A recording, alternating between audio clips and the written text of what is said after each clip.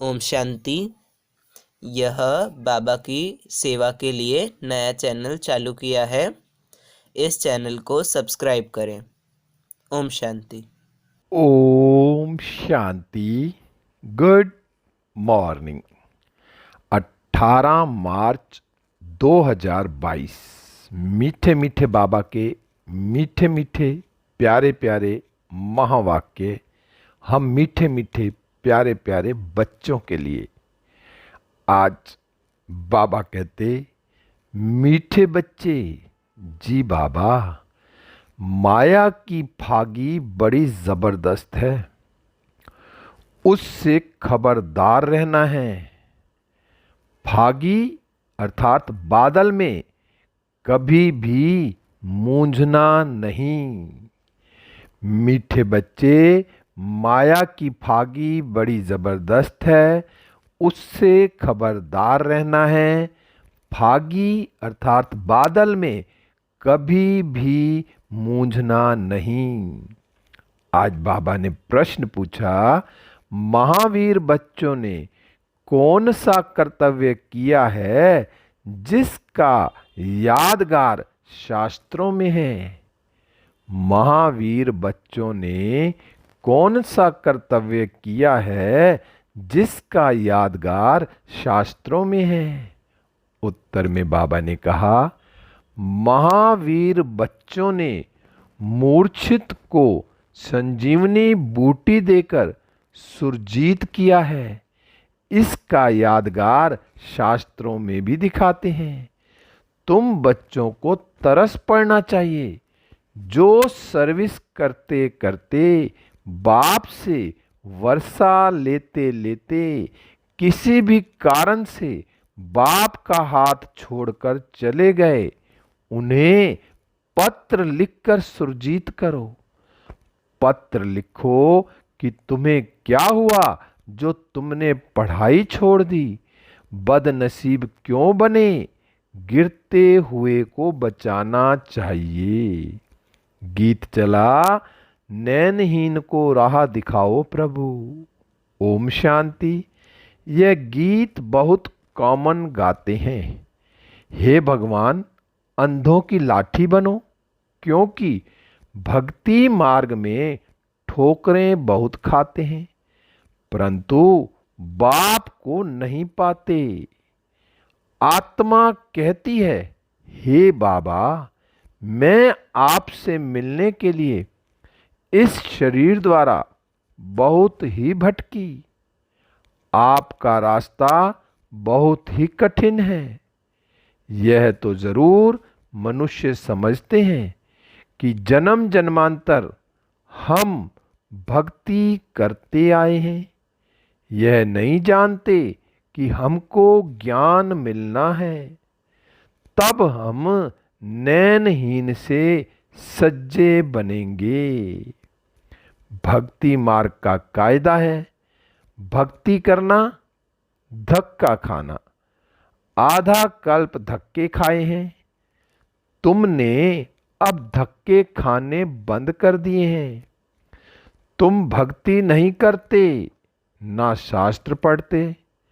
जब भगवान मिल गया, फिर यह सब क्यों करें। जबकि भगवान हमको अपने साथ ले जाने वाला मिला है, तो फिर हम धक्के क्यों खाएं। भगवान आएगा तो जरूर सबको साथ ले जाएगा। सभी धक्के भी खाते रहते हैं और एक दो को आशीर्वाद भी करते रहते हैं, समझते कुछ भी नहीं। पोप, साधु संत जो आते हैं, उनके लिए समझते हैं तो यह गुरु लोग हमको रास्ता बताएंगे भगवान से मिलने का, परंतु वो गुरु लोग खुद भी रास्ता नहीं जानते, तो फिर दिखाएंगे कैसे। आशीर्वाद देते हैं तो भी सिर्फ इतना कह देते हैं, भगवान को याद करो, राम राम कहो। जैसे रास्ते में कोई से पूछो फलाना स्थान कहाँ है, तो कहेंगे इस रास्ते से चले जाओ तो पहुंच जाएंगे। ऐसे नहीं कहेंगे साथ ले चलते हैं, तुमको रास्ता चाहिए वह बता देते हैं, परंतु साथ में कोई गाइड तो चाहिए ना। बिगर गाइड तो मूंझ पड़ेंगे। जैसे तुम भी एक दिन फागी के कारण जंगल में मूझ पड़े थे। यह माया की फागी बड़ी जबरदस्त है। स्टीमर वालों को फागी के कारण रास्ता दिखाई नहीं देता, बड़ी खबरदारी रखते हैं। तो यह फिर है माया की फागी। कोई को रास्ते का पता नहीं पड़ता, जब तब तीर्थ आदि करते रहते हैं। जन्म जन्मांतर भगवान से मिलने लिए भक्ति करते आए। अनेक प्रकार की मत भी मिलती है। जैसा संग वैसा रंग। हर जन्म में गुरु भी करना पड़े। अब तुम बच्चों को सतगुरु मिला है। वह खुद कहते हैं, मैं कल्प कल्प आकर तुम बच्चों को वापस घर ले जाता हूँ, फिर विष्णुपुरी में भेज देंगे। अब हम बाबा से वर्षा ले रहे हैं। मानो कोई गुरु व पंडित आदि आकर यह ज्ञान लें और दूसरों को कहें कि मन मना भव शिव बाबा को याद करो, तो उनके शिष्य आदि पूछेंगे, तुमने यह ज्ञान कहाँ से लिया? वह झट समझेंगे कि इसने दूसरा रास्ता ले लिया है। उनका दुकान खत्म हो जाएगा, मान्यता खत्म हो जाएगी। कहेंगे, तुमने ब्रह्मा कुमारियों से ज्ञान लिया है, तो हम क्यों ना बीके के पास जाएं? खुद गुरु लोग भी कहते हैं, सब जिज्ञासु हमको छोड़ देंगे, फिर हम कहाँ से खाएंगे? सारा धंधा खत्म हो जाएगा, सारा मान खत्म हो जाएगा। यहाँ तो 7 रोज भट्ठी में रख, फिर सब कुछ कराना पड़ेगा। रोटी पकाओ, यह करो, जैसे सन्यासी लोग भी कराते हैं, तो देह अभिमान टूट जाए तो फिर ऐसे ठहरना बड़ा मुश्किल है। दूसरी बात, जो बाहर से आते हैं उनको पहले पहले बाप का परिचय देना है कि हम मात पिता से विश्व के मालिक पने का वर्षा ले रहे हैं। बाबा है विश्व का रचयिता। हमारी एम ऑब्जेक्ट है कि हमको नर से नारायण बनना है। तुमको भी दाखिल होना है तो 8 रोज आकर पढ़ना होगा। बड़ी भारी मेहनत है, इतना अभिमान कोई तोड़ ना सके। ऐसे ऐसे आदमी जल्दी आ नहीं सकते। बाप समझाते हैं कि तुम भाई बहन हो, एक दो को समझा सकते हो। समझो, कोई बच्चे हैं जो बहुत अच्छी सर्विस करते थे, बहुतों को समझाते थे, अब बाबा का हाथ छोड़ दिया है। अब यह तो तुम जानते हो कि शिव बाबा हमको पढ़ाते हैं ब्रह्मा द्वारा, डायरेक्ट तो नहीं पढ़ा सकते हैं। तो बाबा कहते हैं, ब्रह्मा द्वारा स्थापना कराता हूँ, राजयोग सिखलाता हूँ। अगर कोई ने ब्रह्मा का हाथ छोड़ा तो गोवा शिव का भी छोड़ा। विचार किया जाता है, फलाने ने छोड़ा क्यों? नसीबदार बनने के बदले बदनसीब क्यों बने हो? तुम रूठे किससे? बहनों से रूठे होंगे। तुम जो इतना वर्षा लेने वाले थे, फिर क्या हुआ? क्या सिखलाने वाले बाप ने तुमको कुछ कहा जो फड़ाई छोड़ दी और बदनसीब बन गए? बाबा भी पूछ सकते हैं, तुमने राजयोग सीखना क्यों छोड़ा? तुम भी आश्चर्यवंत बाबा का बनंती कथंती भगंती में आ गए। अपनी तकदीर को लकीर लगा दी। समय देख उनको लिखाना चाहिए। हो सकता है पत्र पढ़ने से फिर जाग जाएं। गिरते हुए को बचाना होता है। डूबने से किसको बचाया जाता है तो आफरीन देते हैं। यह भी डूबने से बचाना है। ज्ञान की ही बातें हैं। लिखना चाहिए।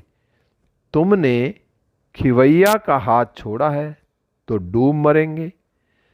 तारू तैरने वाले लोग अपनी जान को जोखिम में रख दूसरों को बचाते हैं। कोई पूरा तारू नहीं होता है तो खुद भी गुम हो जाता है। तुम भी कोई को डूबता हुआ देखते हो तो 10-20 चिट्ठियां लिखो। यह कोई इंसल्ट नहीं है। तुमने इतना समय हाथ पकड़ा, औरों को भी समझाया, फिर तुम कैसे डूबते हो? तुम प्रेम से लिखो। बहन जी, तुम तो राजयोग सीख पार जाने वाली थी, अब तुम डूब रही हो। तरस पड़ता है तो बेचारे को बचावें। फिर कोई बचता है व नहीं, यह तो हुई उनकी तकदीर। दूसरी बात, यह जो प्रदर्शनी में ओपिनियन लिखकर देते हैं कि यहाँ नर से नारायण बनने का मार्ग बताया जाता है, यह राजयोग बहुत अच्छा है। बस लिखा, बाहर निकला तो भूल गया। इसलिए जो लिखते हैं उनकी पीठ करनी चाहिए कि तुमने यह ओपिनियन लिख कर दिया, परंतु क्या किया? ना अपना फायदा किया, ना दूसरों का। पहली मुख्य बात है माता पिता की पहचान देनी है। इसलिए बाबा ने प्रश्नावली बनाई है। तो पूछो, परम पिता परमात्मा से तुम्हारा क्या संबंध है? क्या वर्षा मिलता है? यह लिखाना चाहिए। बाकी सारी प्रदर्शनी समझाए पिछाड़ी में लिखने से कोई फायदा नहीं। मुख्य बात है माता पिता का परिचय देना। अब समझा है तो लिखो, नहीं तो गोवा कुछ नहीं समझा। हड्डी जिगरी समझा कर फिर लिखाना चाहिए। बरोबर यह जगत अम्बा जगत पिता है। वह लिख दें कि बरोबर बाप से वर्षा मिलता है। यह लिख कर दें, तब समझो कि तुमने कुछ सर्विस की है। फिर अगर ना आए तो चिट्ठी लिखनी है। बरोबर यह जगत अम्बा और जगत पिता है, तो फिर वर्षा लेने क्यों नहीं आते? अचानक काल खा जाएगा। मेहनत करनी चाहिए प्रदर्शनी की। उससे मुश्किल कोई 2-4 निकले तो फायदा क्या हुआ? बच्चों को पुरुषार्थ करना चाहिए। आना छोड़ दें तो चिट्ठी लिखनी चाहिए। तुम बेहद के बाप से वर्षा लेते थे, फिर माया ने तुमको पकड़ लिया है, प्रभु का तरफ छोड़ देते हो। यह तो तुम अपना पद भ्रष्ट कर देंगे। जो महावीर होगा वह झट संजीवनी बूटी देंगे। यह बेहोश हो गया, माया ने नाक से पकड़ लिया तो उनको बचावें। इतनी मेहनत करें तब कोर्टों में कोई निकले, जांच करनी पड़े कि यह सैंपलिंग कैसा है। बच्चियां लिखती हैं कि हमारा गला घुट गया है, परंतु तुम जास्ती बातों में जाओ ही नहीं। पहली मुख्य बात समझाकर लिखाओ, फिर और बात। एक ही त्रिमूर्ति के चित्र पर पूरा समझाना है। निश्चय करते हो तो तुम्हारे माँ बाप हैं, उनसे, बाबा ने कहा, इनसे वर्षा मिलना है। कोई कितना भी बूढ़ा हो, यह 2 अक्षर तो सबको समझा सकते हैं ना। अगर यह 2 अक्षर भी धारण नहीं होते तो बाबा समझ जाते हैं कि इनकी बुद्धि कहाँ किचड़े में फंसी हुई है। मुख से ज़्यादा नहीं बोलना है, सिर्फ बाबा और वर्षे को याद करो। वर्षा है विष्णुपरी, जिसके तुम मालिक बनते हो। बाबा अति सहज कर समझाते हैं। अहिल्याएं कुब्जाएं कैसे भी हों वर्षा पा सकती हैं, सिर्फ श्रीमत पर चलें। देही अभिमानी बनना तो सहज है। किसको ग्रस्त व्यवहार, बाबा ने कहा, किसको ग्रस्त व्यवहार नहीं है, अकेला है तो बहुत सर्विस कर सकते हैं। कोई कोई को देह अभिमान रहता है, मोह की रग टूटती नहीं है। देही अभिमानी शरीर में मोह नहीं रखेंगे। बाबा युक्ति बताते हैं, तुम अपने को आत्मा समझो। यह पुरानी दुनिया है, इनसे ममत मिटाना है। एक बाप को याद करना है। वर्षे को याद करने से वर्षे को याद करने से रचता भी याद आ जाता है। कितनी कमाई है, खुद भी करो और औरों को भी कराओ। माँ बाप बच्चों को लायक बना देते हैं, फिर बच्चे का काम है बाप की संभाल करना। फिर माँ बाप छूटे। यहाँ बहुत हैं जिनकी रग जाती है। कोई को अपना बच्चा नहीं तो धर्म के बच्चे में मोह जाता है, फिर वह पद पा नहीं सकेंगे। सर्विस के बदले डिसर्विस करते हैं। प्रदर्शनी में मुख्य बात यह समझानी है, जो निश्चय हो जाए कि बरोबर यह हमारा बाप है, इनसे राजयोग द्वारा 21 जन्मों का वर्षा मिलता है। नई दुनिया की रचना कैसे होती है, कैसे हम मालिक बनते हैं, यह है एम ऑब्जेक्ट। परंतु बच्चे पूरा समझाते नहीं हैं। तुम बच्चों को रात दिन खुशी रहनी चाहिए कि हम ईश्वरीय संतान हैं। वहाँ विष्णु की देवी संतान को इतनी खुशी नहीं होगी जितनी अब तुम ईश्वरीय संतान को है। अभी तुम ईश्वरीय संतान बने हो, फिर तुम ही विष्णु की संतान बनेंगे। परंतु खुशी अभी है।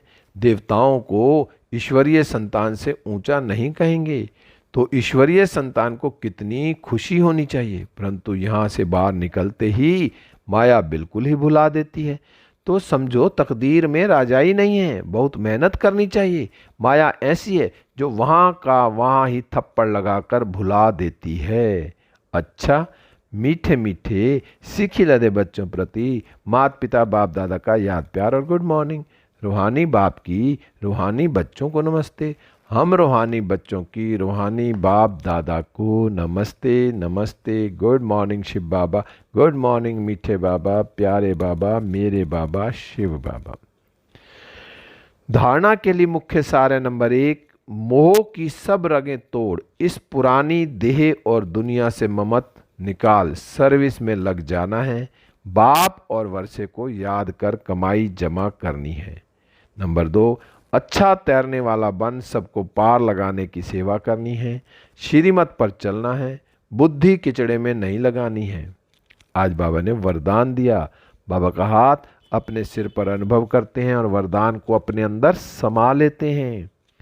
बाबा ने कहा, सर्व शक्तियों को अपने अधिकार में रख, सहज सफलता प्राप्त करने वाले मास्टर सर्वशक्तिमान भव। सर्व शक्तियों को अपने अधिकार में रख, सहज सफलता प्राप्त करने वाले मास्टर सर्वशक्तिमान भव। विस्तार है, जितना जितना मास्टर सर्वशक्तिमान की सीट पर सेट होंगे, उतना ये सर्व शक्तियाँ ऑर्डर में रहेंगी। जैसे स्थूल कर्म इंद्रियाँ जिस समय जैसा ऑर्डर करते हो वैसा ऑर्डर से चलती हैं, ऐसे सूक्ष्म शक्तियाँ भी ऑर्डर पर चलने वाली हों। जब यह सर्व शक्तियाँ अभी से ऑर्डर पर होंगी, तब अंत में सफलता प्राप्त कर सकेंगे, क्योंकि जहाँ सर्व शक्तियाँ हैं वहाँ सफलता जन्म सिद्ध अधिकार है। स्लोगन है, आकारी और निराकारी स्थिति में सहज स्थित होना है तो निरहंकारी बनो। आकारी और निराकारी स्थिति में सहज स्थित होना है तो निरहंकारी बनो। अनमोल ज्ञान रतन दादियों की पुरानी डायरी से। वास्तव में याद का रूप क्या है? पिता सम दिव्य कर्तव्य में तत्पर रहना। परमात्मा की याद में रहते हैं। वह किस द्वारा दिखाई पड़ेगा?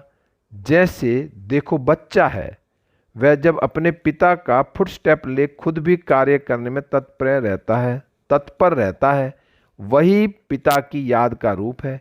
क्योंकि पिता अपने बच्चों को फरमानबरदार देख बहुत हर्षित होता है कि यह मेरा बच्चा बिल्कुल सुपात्र है, जो मेरे सिवाय मेरे घर की परवरिश करता है।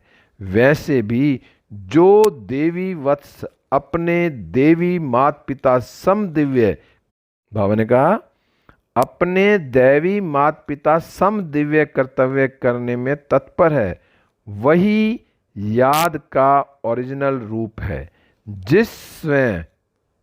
जिस स्वयं स्वरूप में मात पिता स्थित रहते हैं, उस ही स्वयं स्वरूप में बालक भी स्थित रहने से दोनों की तार आकर कनेक्ट होती है और पिता पास शीघ्र ही जाए पहुंचते हैं। पिता भी कहता है कि ऐसे वत्स मेरे से मिले ही पड़े हैं, अर्थात वह साक्षात मेरा ही स्वरूप है। इस रीति अंतर्मुखता में रह साइलेंस से परमात्मा को भी समीप खींच लेते हैं।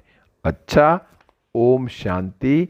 मीठे बच्चे, माया की फागी बड़ी जबरदस्त है, उससे खबरदार रहना है। फागी अर्थात बादल में कभी भी मूंझना नहीं है। ओम शांति, ओम शांति, ओम शांति।